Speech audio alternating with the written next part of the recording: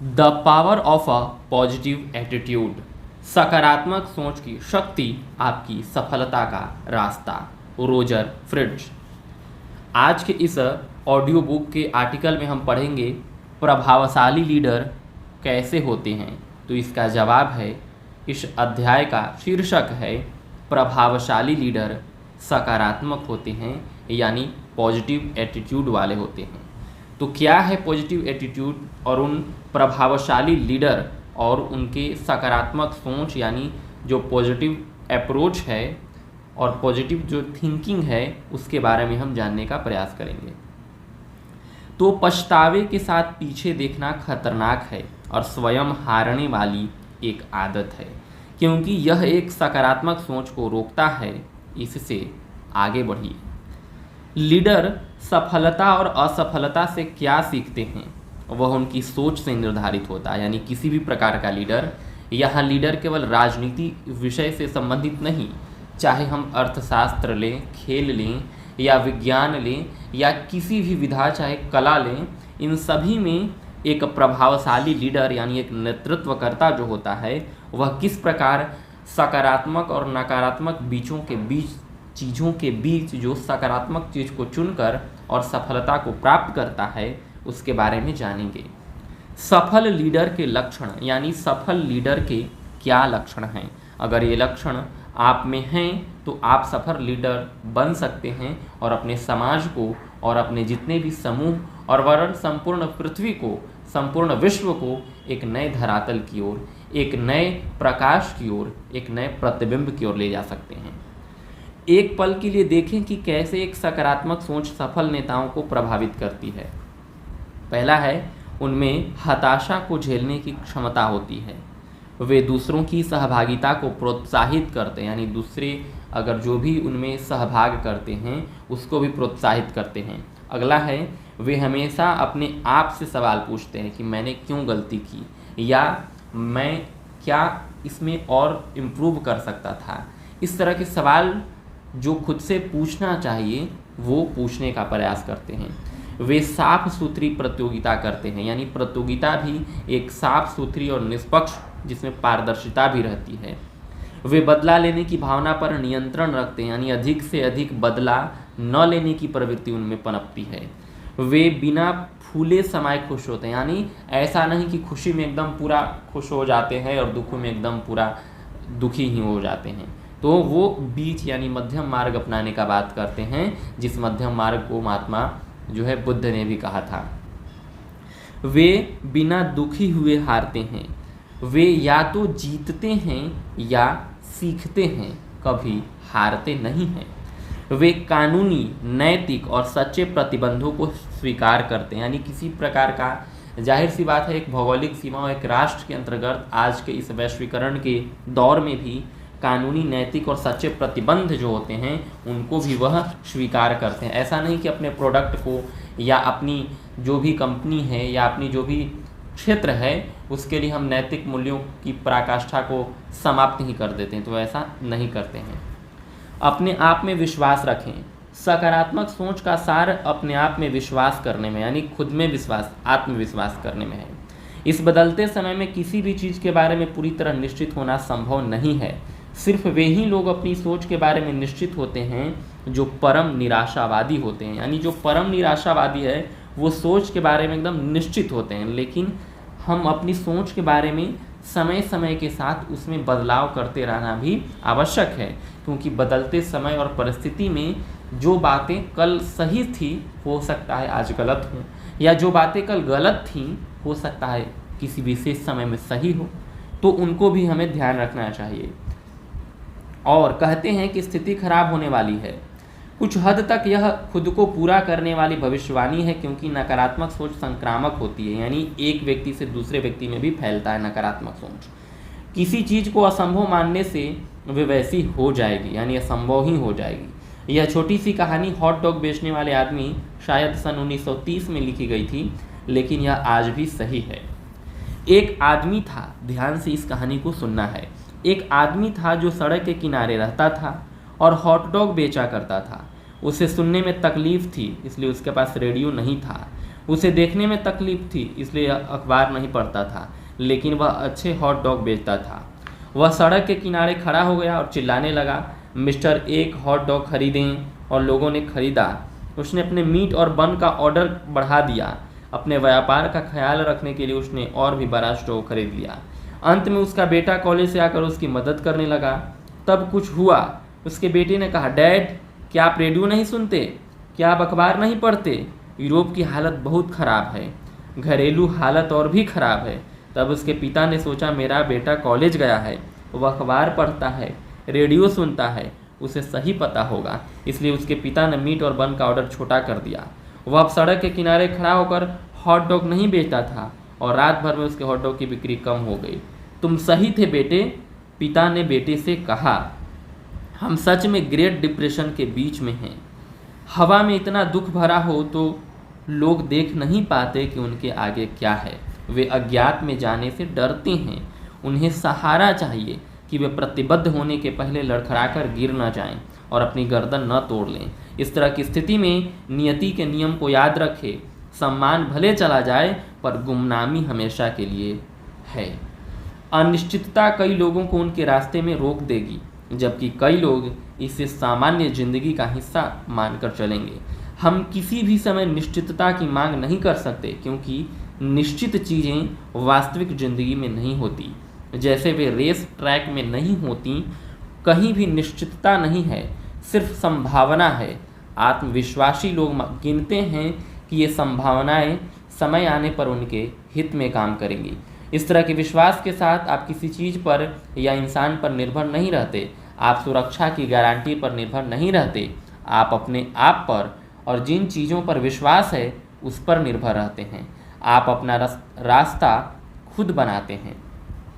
एक खुश इंसान परिस्थितियों के किसी संयोग में रहने वाला नहीं होता, बल्कि एक सोच में रहने वाला होता है। Half downs. सकारात्मक सोच बनाए रखने के लिए एक सकारात्मक सोच की ज़रूरत होती है, जिसके लिए आत्मविश्वास की ज़रूरत होती है। लेकिन विश्वास आपकी सबसे ज़्यादा सेवा तब करेगा जब आप इसे मजबूती के रूप में देखेंगे, जो अंदर रहती है लेकिन दिखती नहीं है। हमने जो अभी से कुछ समय पहले एक कहानी जो पढ़ी, उसके बारे में जाना, तो हमने जाना कि किस प्रकार जब वो उस भावना, उस सोच का शिकार हो गया तो उसका जो बिक्री है लगातार कम होता गया। लेकिन अगर हम इन सब चीज़ों को दरकिनार करें, लेकिन हर परिस्थिति में नहीं, लेकिन कुछ परिस्थिति में आवश्यक भी है कि बाहर क्या चल रहा है हम उसे बाहर ही रहने दें और हम क्या कर रहे हैं इसके बारे में सोचें और आगे बढ़ें। सकारात्मक सोच बनाए रखने के लिए एक सकारात्मक सोच की ज़रूरत होती है, जिसके लिए आत्मविश्वास की ज़रूरत होती है, यानी खुद पे विश्वास।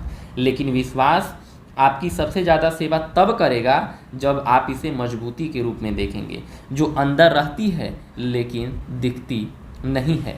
हम दूसरों को कैसे देखते हैं, उसका महत्व क्या है, जानेंगे। हम दूसरों में वही सोच जगाते हैं जो उनके लिए रखते हैं। Elbert Hubbard. आत्मविश्वास विकसित होता है और एक सकारात्मक सोच दिखाता है, लेकिन कभी कभी हम अंदर कैसा महसूस करते हैं और दूसरों को कैसा दिखाते हैं, इन दोनों में फ़र्क होता है। क्योंकि हम हमेशा नहीं जानते कि लोग हमें कैसे देखते हैं, इसलिए ज़रूरी हो जाता है कि हम उनके दृष्टिकोण को अपने दृष्टिकोण से संतुलन में डालें। उदाहरण के लिए, कुछ लोग अपने आप को इतनी गंभीरता से क्यों लेते हैं? क्योंकि वे लोग अपनी प्रतिष्ठा और शक्ति दिखाकर इतनी संतुष्टि महसूस करते हैं। कुछ मामलों में ऐसा असुरक्षा के कारण होता है। उन्हें अपनी योग्यता पर पूरी तरह विश्वास नहीं होता, इसलिए वे अपनी श्रेष्ठता दिखाकर और दूसरों से पहचान पाकर अपने आप को दिलासा देते रहते हैं।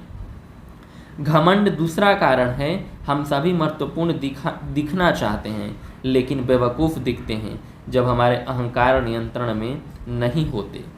सतहीपन लोगों को अपनी महत्ता को बढ़ा चढ़ाकर दिखाने के लिए मजबूर करता है, ताकि वे तस्वीर का छोटा हिस्सा देख सकें। अक्सर एक स्वीकारात्मक सोच वाले, यानी सोच भी अगर हम उसको स्वीकार करें, कोई व्यक्ति झुंड से निकलते हैं और लीडर बन जाते हैं। क्यों? पहला, अपनी सोच के कारण वे समस्याओं से ज़्यादा अच्छी तरह से निपट सकते हैं। वे जॉब पर ज़्यादा पा सकते हैं और अपनी निजी ज़िंदगी में ज़्यादा खुश रहते हैं। लोग सकारात्मक सोच वाले नेताओं को ज़्यादा सम्मान देते हैं और उनका ज़्यादा अनुकरण करते हैं।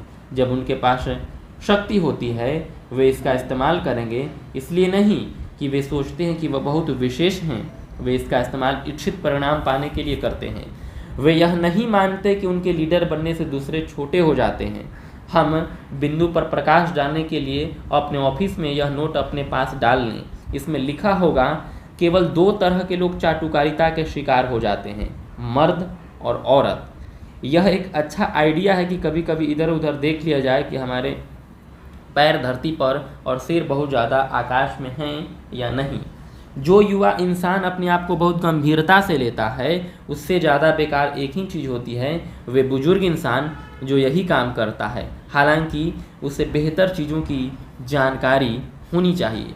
अब है नेतृत्व करने की शक्ति। कई साल पहले मैं एक $350 मिलियन की रिटेल स्टोर चेन के सीनियर वीपी के साथ काम करता था, जिसकी योजना 5 सालों में सेल को 3 गुना करने की थी। मैंने उनसे पूछा, इस अतिशय वृद्धि के लिए आपको कौन से निजी विकास की ज़रूरत होगी? उनका जवाब था, मैं इस बारे में नहीं सोचता। सच कहूँ तो मैंने कभी नहीं सोचा था कि इतना आगे आ जाऊँगा। मुझे अपने आप में काफ़ी विश्वास है, इसलिए भविष्य मुझे डराता नहीं है। वे आत्म परीक्षा और आत्म आकलन से भाग रहे थे। वे वैसे लोगों को प्रशिक्षित नहीं कर रहे थे जो उनके बाद बागडोर संभाल सकें। उन्होंने अपने भविष्य को बंद कर दिया क्योंकि अपने पद पर 25 साल के अनुभव के बाद वे यह नहीं समझ पाए कि बदलाव की शुरुआत उन्हीं से होगी। यह भी दिलचस्प बात है कि उनके एग्जीक्यूटिव ग्रुप में किसी ने नहीं सोचा कि उनका प्रमोशन होना चाहिए था। आइडिया दुर्लभ नहीं होते, उनका उपयोगी बनाना दुर्लभ होता है। जब भी आपको नेतृत्व करने को कहा जाए, लक्ष्य एक ही होता है, दूसरों की कोशिश के द्वारा कुछ चीज़ों को पाया जाए। भले ही कोई भी तरीका आप चुन लें, आपकी मुख्य जिम्मेदारी उन लक्ष्यों को पाने में नेतृत्व प्रदान करना हो चाहिए और होता है। भले ही यह बहुत सामान्य लगे, इस चीज़ को पाने के लिए कड़ी ज़रूरतें होती हैं। अब है जरूरी कारक। ऐसा वातावरण पाने के लिए जिसमें लोग अपना बेस्ट प्रदर्शन कर सकें, निजी तौर पर और टीम के सदस्य के रूप में लीडर को चाहिए कि पहला, वे सावधानी से योजनाएं बनाएं जो लचीले हों, ताकि कुछ अनोखे घटने होने पर अनोखा जब कोई घटना हो जाए पर उनमें बदलाव भी किया जा सके, यानी परिवर्तन के लिए भी हम तैयार रह सकें। नए आइडिया और प्रक्रिया लाएं, साथ ही साथ ग्रुप को आगे बढ़ने के लिए दैनिक चीज़ें भी करते रहें। सही सवाल पूछें, वैसे सवाल जो सोच को जगाएं, एक्शन लाएं और वृद्धि पाएं। लोगों और ग्रुप की तरक्की को चेक करें ताकि बदलाव लाए जा सके और एक्शन की अगली दिशा निर्धारित की जा सके, जिससे लोग और योजनाएं लक्ष्य पर रहें। दबाव डालने की बजाय मनाएं। इसके लिए ज़रूरी है कि ध्यान दिया जाए और संवाद की कला विकसित की जाए, यानी एक दूसरे को सुनना और उसको समझना तब लागू करना। सुनना और ऐसे शब्दों में बोलना जो लोगों की समझ में आए। अपने आइडिया और प्राथमिकताएं थोपने की बजाय आप ज़्यादा प्रभावशाली होंगे अगर आप मनाएं और उदाहरण से नेतृत्व करें। प्रभावशाली होने के लिए ज़रूरतें। विजेता अवसर के साथ आशावादिता को जोड़ देते हैं। आज के सफल प्रतियोगी आत्मविकास और आजीवन सीखने के प्रति प्रतिबद्ध होते हैं। उन्होंने समय लगाकर संस्था की बनावट, नीति और लक्ष्यों को सीखा है और साथ ही जिम्मेदारियों और अधिकार क्षेत्र को समझते हैं। वे ग्रुप की वफादारी और रिश्तों को पहचान सकते हैं, वृद्धि और विकास के अवसरों को इंगित कर सकते हैं, अपने लिए और अपने काम करने वालों के लिए। प्रतियोगी नेतृत्व सिर्फ लगातार सीखने की क्षमता नहीं मांगता, बल्कि ट्रेंड और नए पैटर्न की जानकारी भी मांगता है। पहले जैसा बने रहने से आदमी पीछे छूट जाता है। अब है सफल प्रतियोगी। लोगों के साथ बर्ताव करने में सक्षम होते हैं। वे संस्था को लक्ष्य के साथ अच्छी तरह से काम करते रहने देते हैं। वे समस्याओं पर एक सुचारू रूप में जाते हैं, लेकिन एक मानवीय स्पर्श भी होता है। वे विचारशील, व्यवहार कुशल और सावधान होते हैं। जैसे जैसे वे अच्छे प्रदर्शन के लिए कोशिश करते हैं, वे आसपास के लोगों का सम्मान भी पाते जाते हैं। अपने आप को प्रेरित करते रहते हैं। वे अपने आप को प्रबंधित करते रहते हैं। यह ध्यान रखना आवश्यक है। एक होता है प्रतिबंधित, प्रतिबंधित मतलब एक तरह से बैन कर देना, एक तरह से वर्जित कर देना, और प्रबंधित मतलब मैनेजमेंट करना, मैनेज करना, उसको यानी प्रबंधित कहते हैं। और अपनी क्षमताओं को विकसित करते रहते हैं। वे नए आइडिया और तकनीक की खोज में रहते हैं। वे परिणामों और प्रभावशीलता बनाम क्षमता की ज़रूरत को समझते हैं। सक्षम लोग सही चीज़ें करते हैं और प्रभावशाली लोग सही चीज़ें करते हैं। यानी सक्षम और जो प्रभावशाली यानी जो इफ़ेक्ट्स डालते हैं, इफेक्चुअल जो हैं, वो सही चीज़ों को करते हैं। इस कथन में एक कथन भी है जो टाटा जी का है। उन्होंने कहा था रतन टाटा ने कि मैं सही फैसले नहीं लेता हूँ, मैं सिर्फ फैसला लेता हूँ और फिर मैं उसे सही साबित कर देता हूँ। तो परिणामों के महत्वपूर्ण क्षेत्र और प्रगति की माप को पहचानें। क्षण भर में किए गए निर्णय की जरूरत नहीं होती। सर्वश्रेष्ठ प्रतियोगी सोचते हैं कि क्या किया जाना चाहिए और तब जरूरी कदम उठाते हैं।